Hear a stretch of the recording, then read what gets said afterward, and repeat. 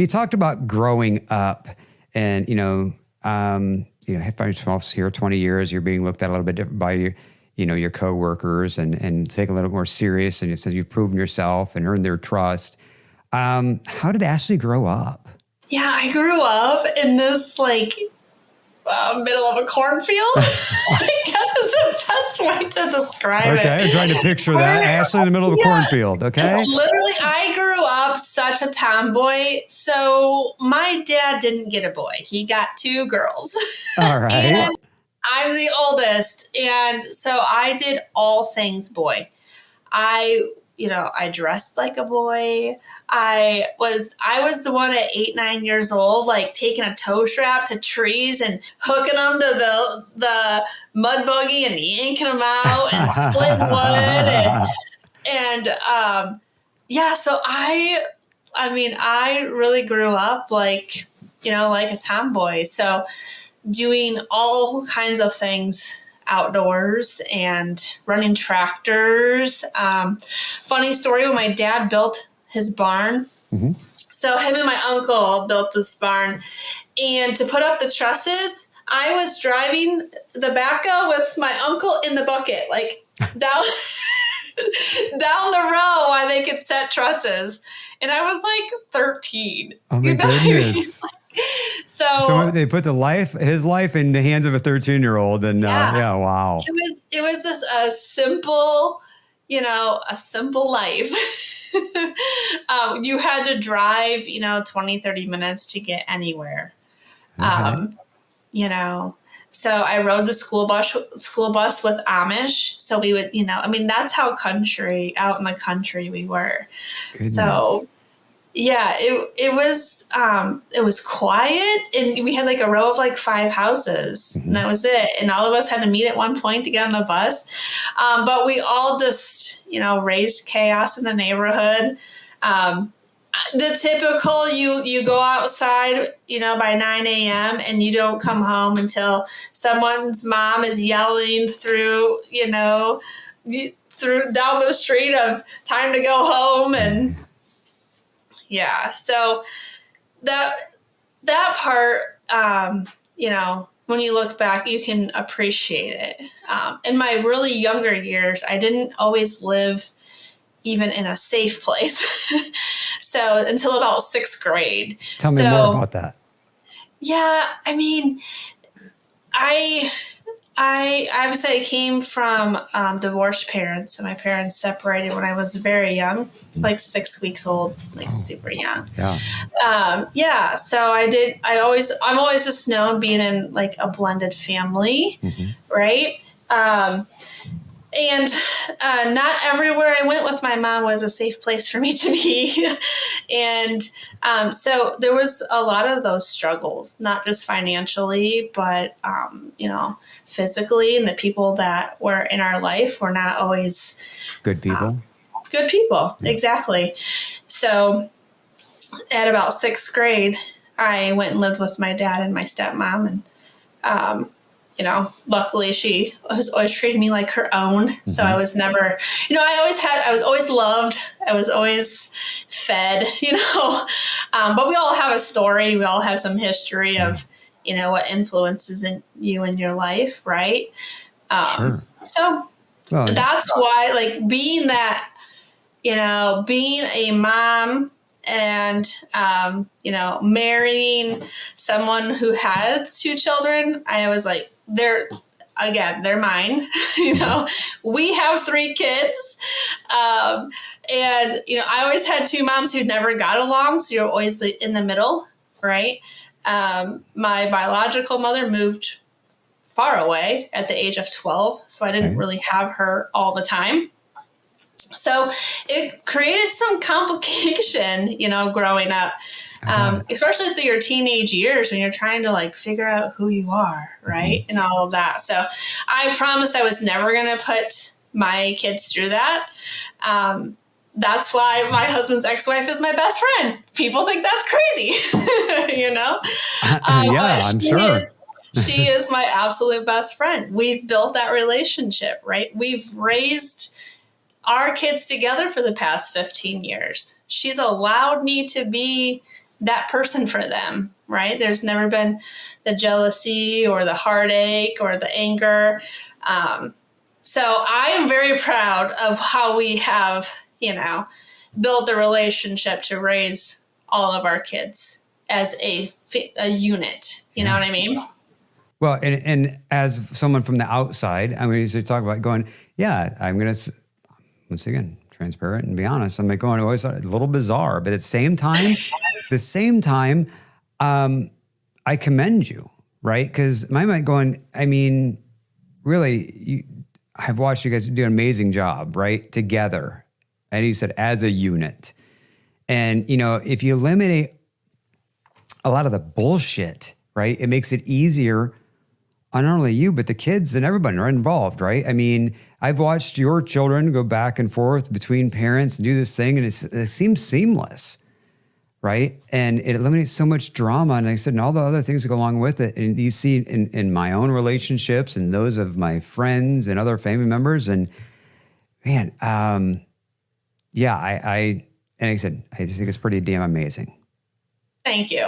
I'm going to write a book someday. It's going to be on that. So watch for it. I want to see this happen. Yes, 100%. And you can come tell us about that book, right? Yes. What, at times, I'm sure that it's not always, unicorns and rainbows, right? Right. So how do you handle some of those moments specifically? Yeah, it's normally when both of us think Nick is wrong. No, Nick being your husband, you think he's wrong. Okay. Yeah. I was like, it's normally when the wife and the ex-wife are gaining up on my goodness, husband. Right? Poor Nick. No, but no, honestly, it's gotten to the point where we can just have we can have the hard conversations, and there's no break in trust. There's no break in love for each other. Right. It's like, I need to talk to you about this. And it's hard for me to say, and like, just prefacing with that, I'm like, okay, this is what's going on with this kid. And I'm worried, or I want to make sure we, talk about this before we go on this vacation, or, it's really just planning and communicating, even when it's just hard. Yeah. And I think that's allowed us to build some respect for each other, So the kids are grown, they're 23 and 25 now, right? Mm-hmm. They're starting to build their own lives. At this point, you would think we wouldn't really have to interact that much. But, the four of us just last week were on the boat cruising together, enjoying each other and just hanging out. Yeah. So in my opinion, the hard part is over, because the kids they're men, and if they're making a mistake, that's on them. It's a little bit easier now. We're like, welcome to adulthood, son. Yeah. But to be fair, our youngest, so mine and Nick's, being that he's, 16, she's his bonus mom too. Right. Okay. So, she still contributes to raising him. Mm-hmm. She has no obligation to that. Right. Yeah. So it's not even just about the two of them, the two boys. It's about all three of them, and really just building that united front for them. Okay. No, that's awesome. So if you were to advise someone getting into, say, maybe a new relationship, right? That maybe, obviously, you're talking about blending families and doing these things. What's one of those things that you would, I guess, suggest they consider to try to have the success that you've had, right? By trying to make this a positive experience? It's not always the other person. That's what I would say. It's not always the other person. It's not, we've heard people say it, well, I would be like that, except, or I can't do that because of them. No, I don't trust that response. Okay. Like, it has to be, it's hard. It takes a lot of effort, right?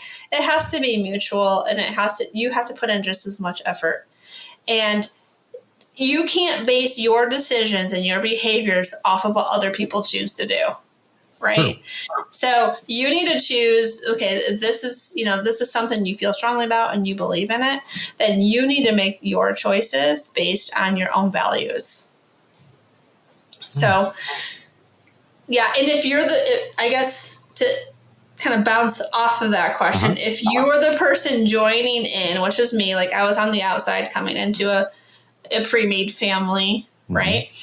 I was very fortunate that my now husband said, you have to get along with my ex. Like it was a priority to him as well. Like, we're doing this together. She's a part of their life. And that really kind of set a foundation, right? You have to, you have to want to do good by your children at the end of the day.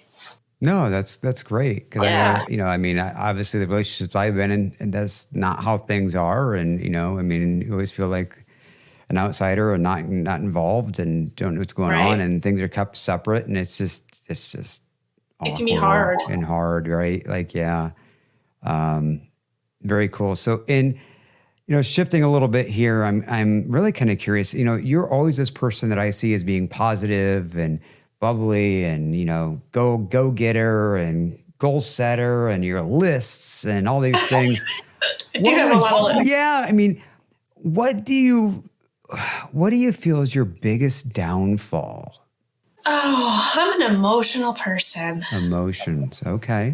I am emotional and I get in my head a lot. And so, my struggle with myself is enough is never enough. I'm getting better at it. I will be honest. I am getting better at it. But like, if like, okay, I did that, what's next? Like, I'm really starting to try to take time to celebrate the small wins in life as just take a minute. It doesn't even have to be that big of a deal. Rather than just being like, okay, I can scratch it off the list, right? Moving on. And I have to just give myself a minute to be like, sis, you did it.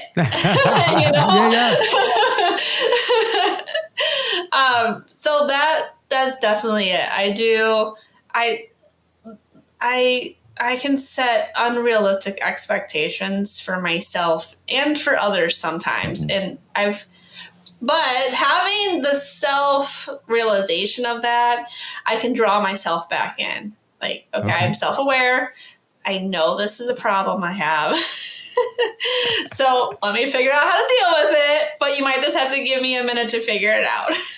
But yeah, I had someone tell me one time, and I completed this big project, right? And so I don't know if you know this, but I was the one HR person who opened up a brand new distribution center, like hiring 400 people.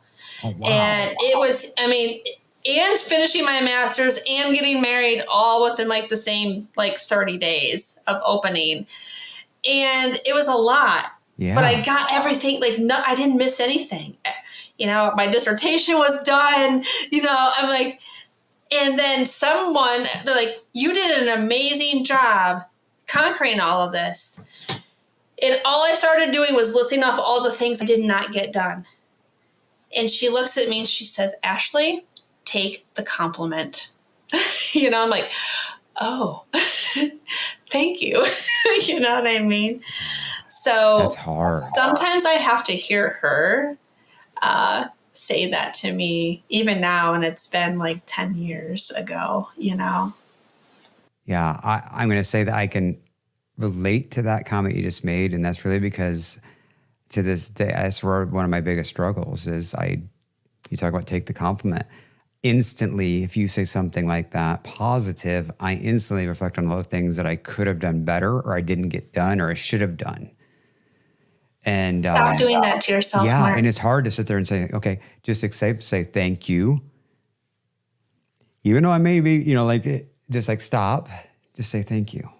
Right? Yes. But then trying to connect that inside too and really accept that, right? That's the harder thing.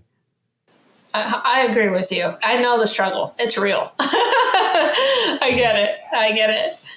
But now, the next time someone compliments you, I just want you to say thank you and see how it feels. And then tell me, because it really works. Thank you. Then move on, right? Like, that's it. Meanwhile, inside you're going, but, Yeah. For sure. Yeah. Well, Ashley, there's something else I guess I'm going to ask you is, and really it comes down to, you said that 16-year-old that never thought you'd be, in the position you are today, that you were that 20-year-old single mother, busting your ass, trying to get that education, working or going to school at night, working the day, doing these things.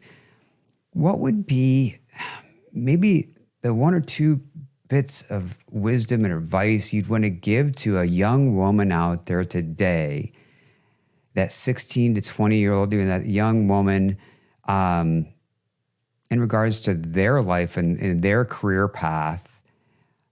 What is that thing? Or those few things?